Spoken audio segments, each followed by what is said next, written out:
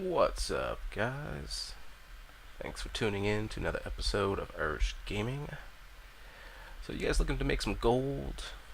If you are, then you're at the right YouTube channel. I'll be going over a couple episodes of the auction house, where to begin here at this episode.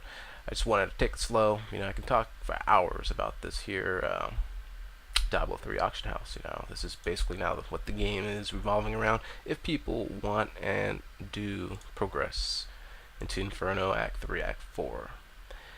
Now that I've had some time off from work, I had more time to begin my auction house legacy and begin making more gold and this and that. I started this weekend, more or less, made about 5 million just a couple of days. The problem is I don't have a large capital now. Post 1.03, they increased the repair costs, so players do want to use their items received from farming and losing all those gold and costs and repairing on their items, and they are pushing on the auction house to recuperate those items. People are always complaining that they don't have enough gold now because they farm and then they buy these outrageous priced items here and they're not able to do it. Like if I just go to my search for my barbarian, look at everything is priced over 14 million, 60 million, all sorts of things here. And just starting out again, I'm not rich enough to afford these things, and I'm not going to the real money auction house. I have sold a couple items there, but nothing outrageous. Now here we have, I wanted to go and start off with probably magic find and gold find. That's what most people are looking for that I've noticed recently. For my current strategies at the moment, I've been using a just to make more capital. I like farming, sometimes it's fun, but it gets repetitive. Don't really like the whole farming in general like that. So I get to the auction house. I like to use my degree, which is in economics, in order to push whatever I've learned and try to project the future, of course. So what I've been doing is, with the small capital I've had at the beginning of the week, I would purchase these little items. I see a good item, 5,000 gold. Boom, I'll go ahead and turn around and sell it for 10 times as much as what I purchased it for, which is, small peanuts compared to only spending 5,000 with a low-end capital and then selling it for 50. Now, if it was 50 million, selling for 42 million, now that's or 5 million compared to 42 million, that's a big jump right there. However, it's, small peanuts like this, just trying to build a capital, is what the goal is in this auction house game now.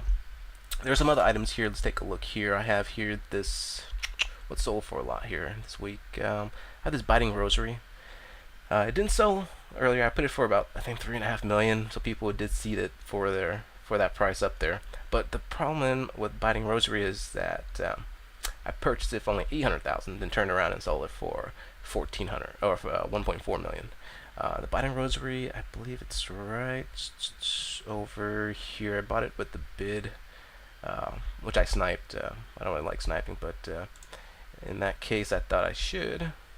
And where do we have it? Yep, there it is. I bought the biting rosary with a purchase bid, not the buyout. You'll see buyout there, but with a purchase bid of 840,000. I'll go over sniping in another YouTube video. And then I did sell it for 1.4 million. I've done that with the various items. Just in the last week, I've been selling a lot more stuff for higher end profits. You can see a couple items here for almost close to 400,000 each. Here's another thing right here. This was actually a gold ring I found for cheap. Bought it for, I think it was 50,000. It was only like a 16% or 14% gold fine ring, and sold it for 250,000. So made 200,000 there. Various other times.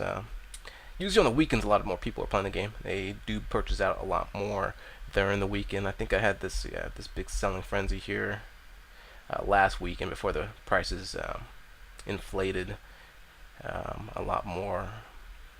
So here's another glittering ring of gore, 425,000, and glittering ring of gore, 34,000. So it's not of gore. This is just glittering ring for 250. Okay, so let's begin here. What we have is the magic find items, right? And I used to keep my auctions filled up. Right now I have, small items here. It's just, it probably won't sell. And I'll put them in for less value. You know, even though it sits here for 1 day, 12 hours, it means it'll sell some sooner or later. So what you want to do here is start here. Now, you know, there's what they call sniping. It's basically you're bidding on an item, and then you will end up buying the item in the last couple of minutes of the sale of the item. For example, you go here and you hit bid, but like this one is 19 hours. Just keep searching, and the time will go down, and you'll be able to see the item going down to 1 minute, less than a minute, and you start your time stopwatch at that time. So what I'm doing here is how to purchase gear, and get it for a steal. What you want to do is go to armor. You can start off all types of armor, and you can even stick it on rare. And what I do is I put it on Magic Find, and I'll put in a value of like 20k right here. I'll search, look at through the times, top to bottom. You'll see what you have there. You'll see the bids, but you can also go by just the regular buyouts. You'll say, oh, there's pages of NAs here. What you want to do is just put any kind of value here. I just put like 10, 100 million there, and now you're starting off with prices here. And when you see prices, you'll see some good items here. Like this one was so old. This one has a total of 20% with the gem for Magic Find. But we can raise our options here. Using gear pieces, you need to be a little bit knowledgeable on what gear pieces have what maximum value of gold find. Usually amulets can go up to 40%. Gold find right here. And this one's starting out really high, like 2.5 million. But now the key here that you want to look for is this kind of like a backwards deduction for sniping. Is you want to look and see where these 1 day 11 hours are.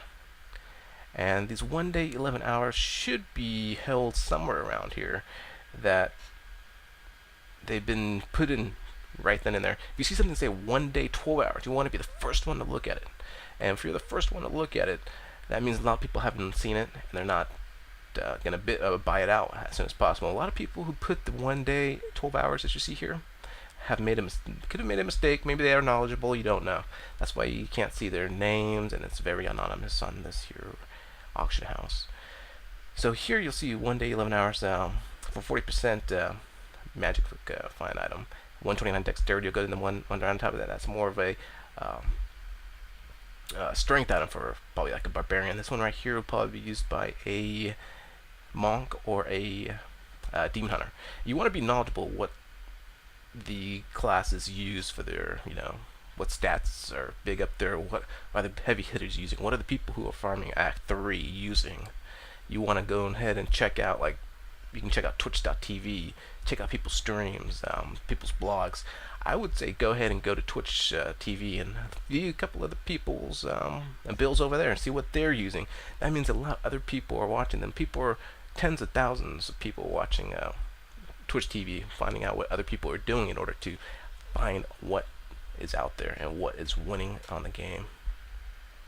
Especially after all the changes, patch notes, all sorts of things. I don't have 100 hours a week to play. If that, I can have like 20 hours. Not even 20 hours, maybe 10 hours a week to play. If you're one of those 10-hour a week players, yeah, go to Twitch TV, find out what other people are theory crafting and doing. With the minimum time I do like to read the research that they have done, try to tweak it a little bit, and then implement a strategy after that. So then if there's something you like say for example this right here, the 3.2 million 162 strength, you want to go ahead and go put your strength values in there and see how much of a deal it really is for this here. Let's go to dexterity for that new item. 129. So you can see that there's a dramatic jump by about 1.3 or good jump. There's the bid 1.5 or 2.5 versus 1.8 here, and then you'll see that this one gets dramatically better with more dexterity. With that item, people who want dexterity probably don't look at the strength at all.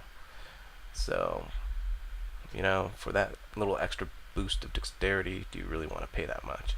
So I wouldn't, I would start a little bit smaller here.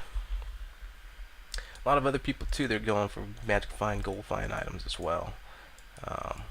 Good start value is that, and this here. Check your buyout. Still have the max buyout there. So this guy just recently put it in here.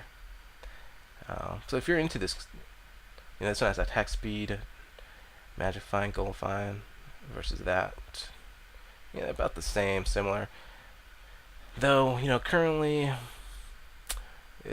everything's really overpriced. I'll go ahead and show you some of the stuff I use with the rings. Don't use the rings. They're a little bit cheaper, but this is a good startup guide just for people trying to, start up and begin making some capital here.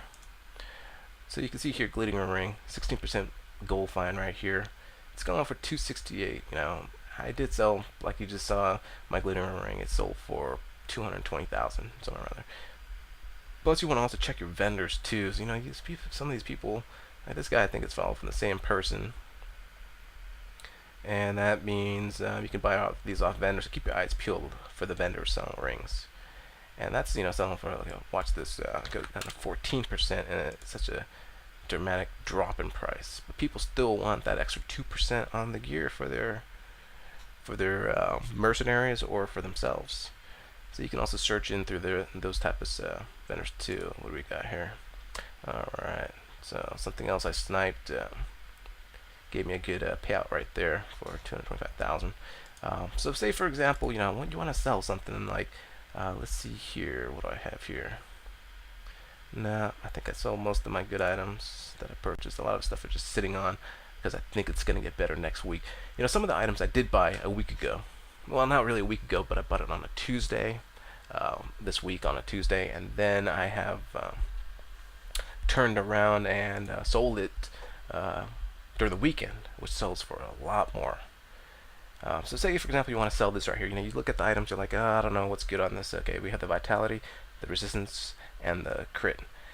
So what you want to do is go to your search vendors, and depending on what kind of gear it is, you can go to monk, or you stick with the barbarian here, and it's armor. That was a glove right here. But a lot of people, they don't want just the crit and the resistance. They want crit and resistance, critical damage, and attack speed. And then you'll put your items here, all resistance here.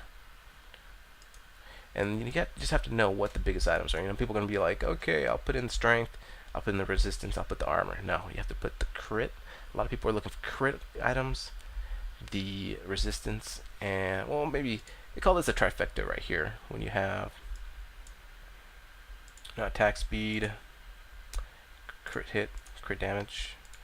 And you also need to know what's good for what the maximum output for your crit hit is on gloves, what the maximum output for speed is. This is all average right here. I'll put in average.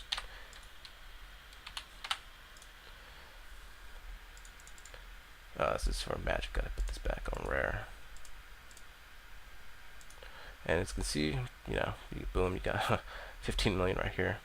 This could be a good price, but that's also a lot too. And for 25 million, that doesn't have any other stats like strength or anything like that. Start hitting strength, you're hitting 50 million zones. But yeah, just in a nutshell, that was just a regular search and take from that there. And best thing to do is just have patience, buy stuff out for low prices. Then you can just change it around and sell it for more. What I'll probably do is put it in for a high amount of value, buy stuff on Tuesday, put it in on Thursday at a high price. Then people will see that high price, they'll put all their stuff high, and then after my auction ends, I'll put it in again on Saturday, or after the 36 hours. I'll put it on Saturday, and then I will go ahead and go from there and put it in for like what I really wanted to put it in for. So that's one way you can use your strategies, but some people like it, some people don't. So it just depends on that. Yeah, I can go around, I show you guys the 1 day, 11 hours, and show you guys how fast it sells with other items and what I would have bought, this and that. But work on this, and I'll get back to us some other time. At the current state of the market now is, you just need to currently have like 100 million. Next week when I come back with another video, might be at 100 million, 200 million. You just never know. However, just to begin the auction house, you need a much bigger starting capital now. Um, you know, some of my friends, they're buying items for 50 million and then selling them for 100 million nowadays. So you just have to be careful. There's a lot of increasing prices. I don't know where it's going to be in a month from now. It might drop. Might even go twice as higher as well. So just got to be careful. So if you guys have any questions or comments, leave them below. Don't forget to subscribe. I'll have a lot more videos coming up and more strategies. Go ahead and look at my other videos too. I'm gonna be making another one based on a little quick gold farming. Put your stuff in the auction, do a little gold farming, see how fast things are selling. But my next video will have about 200 to 300k per hour farming, which gets kind of fun, but again, it's repetitive. I'd rather just do this here and make 5 million in a couple hours. Yeah, if you have any questions or comments, leave them below, and don't forget to like and or favorite, and don't forget to subscribe. Helps a lot. Helps me help you. Thanks for watching.